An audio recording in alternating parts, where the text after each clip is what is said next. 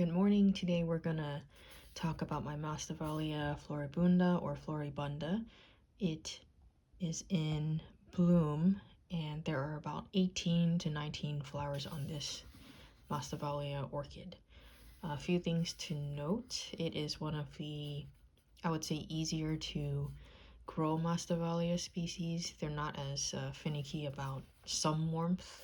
It tolerates warmth, but that doesn't mean you should aim to grow it in a warm environment. Currently my room is at 68 Fahrenheit, 84% humidity, probably because I just washed my hair, but I do live in San Francisco and it was really foggy today and it's generally higher humidity in this city, which is why a lot of us can grow Masdevallia a little easier than those in, I don't know, Texas or something like that. The flowers are speckled. There are different color variations of this species, and I got the pink purple one. I bought this from Dexter Hoods about 1.5 or 2 years ago at the San Francisco Orchid Expo. I did switch it out from bark that it was growing in to moss, and then it quickly basically rotted away. I don't know how I did, but I brought the plant back to life. I even got a division that I am having my mom keep and grow in her home, you know, just to have a backup. I did notice that there were some yellowing leaves. I think that's normal because it is about 1.5 years and some leaves usually just yellow and die off, so that's why there's missing a few leaves. Generally, when my orchids are blooming crazy like this, I do watch out for when the leaves kind of don't look so good, because sometimes orchids bloom themselves to death to end, you know, they're trying to escape basically their environment that's not suitable for them. So that's what I call blooming to death.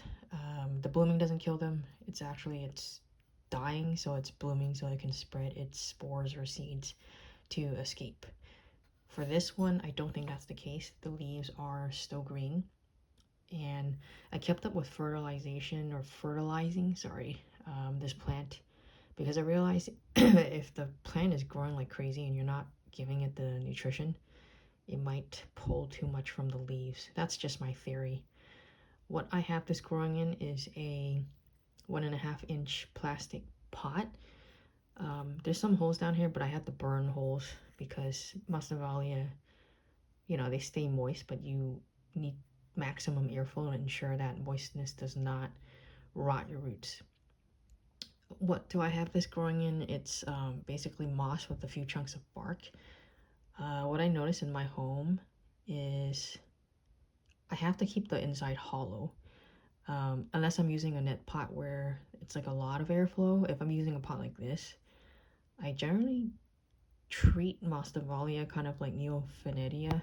I keep the center hollow so I can keep it moist but not rot the roots. I don't know if that made any sense, but that's just what works in my home, which is humid and cool most of the time. Yeah, so this is my wonderful Masdevallia plant in bloom.